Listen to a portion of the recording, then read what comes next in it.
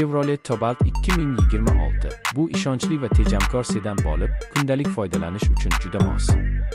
Model ilk bor 2000 yillarda taqdim etilgan va bugungi kunda ham O'zbekistonda eng ommabop avtomobillardan biri hisoblanadi.